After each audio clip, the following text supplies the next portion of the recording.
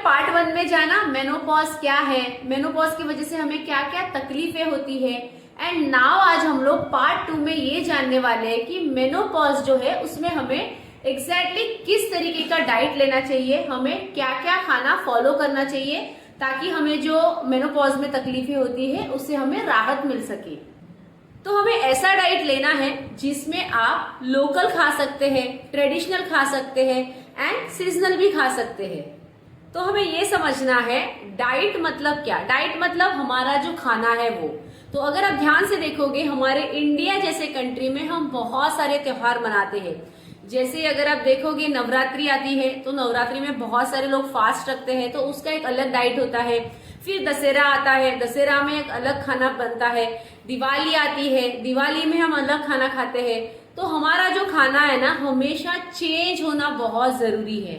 And ये अलग अलग खाना जब हम खाते हैं तो हमारे शरीर को भी अच्छे खासे माइक्रो न्यूट्रिएंट्स मिल जाते हैं। वैसे तो बहुत सारे माइक्रो न्यूट्रिएंट्स होते हैं बट मेनली जो हमें मेनोपॉज के टाइम में तकलीफ देते हैं या फिर वो हमें नहीं मिलते हैं, जैसे फोलिक एसिड है, विटामिन B12 है, उसके साथ साथ आयरन है।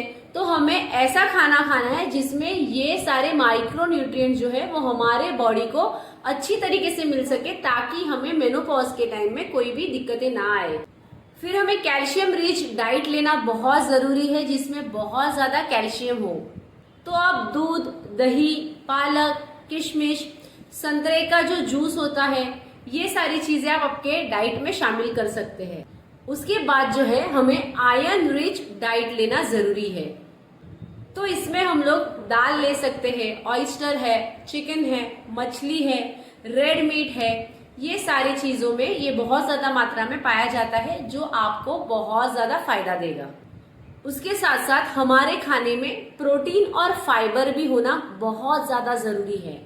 सो प्रोटीन जो है हमें जैसे अंडा है, सोयाबीन है, हरी मटर है, किनोआ है, ये सारी चीजों में से हमें प्रोटीन मिलता है। उसके साथ साथ हमें फाइबर भी ऐड करना जरूरी है क्योंकि ये मेनोपॉज के टाइम में हमें बहुत ज्यादा कॉन्स्टिपेशन एंड इनडाइजेशन का जो खतरा है वो बहुत ज्यादा बढ़ जाता है। तो अगर आप फाइबर रिच डाइट लेते हैं तो आपका जो पाचन का इश्यू है वो बहुत हद तक सॉल्व होता है। इसके साथ साथ ये मेनोपॉज के टाइम में आपको फिजिकल एक्टिविटी करना भी बहुत ज्यादा जरूरी है।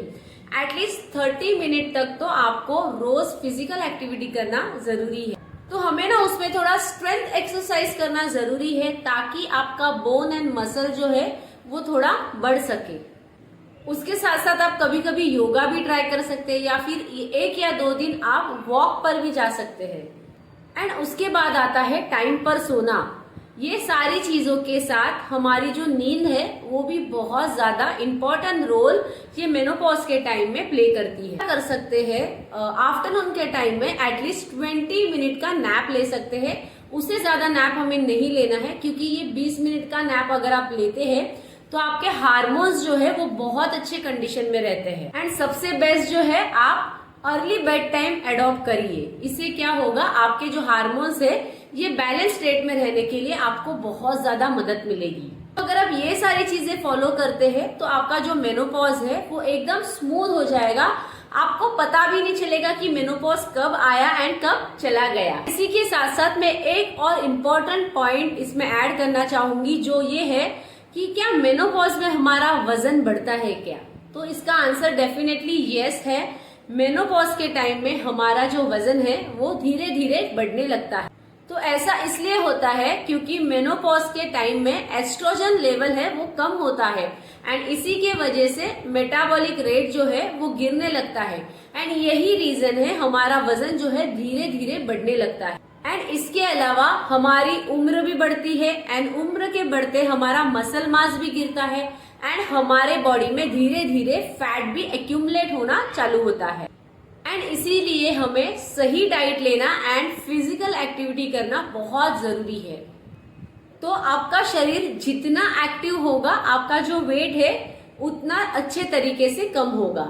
ऐसा वर्कआउट करिए जो आपको फैट बर्न करने में हेल्प करेगा।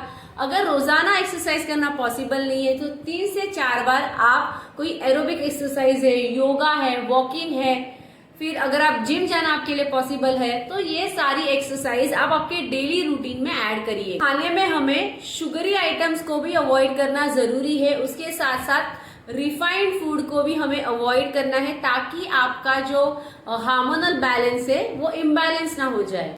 क्योंकि ये मेनोपॉज के टाइम में ना हमें मीठा खाने की बहुत ज्यादा क्रेविंग होती है, तो हमें ध्यान रखना है अगर हम मीठा ज्यादा खा लेते हैं तो हमारे खाने में और ज्यादा कैलोरीज ऐड होगी एंड हमारा वजन भी बढ़ेगा एंड हार्मोनल इम्बैलेंस भी होगा। इसीलिए हमें जो केक है, कुकीज है, डोनट्स है, फिर आइसक्रीम है, कैंडीज है, ये सारी चीजों से हमें दूर रहना है। क्योंकि हमें लगता है ये सारी छोटी चीजें हैं बट इसमें कैलोरीज बहुत ज्यादा होती है जो आपका वजन बढ़ाने में आपको ये सारी चीजें मदद करने वाली है। तो हमें ये सारी चीजों से दूर रहना है।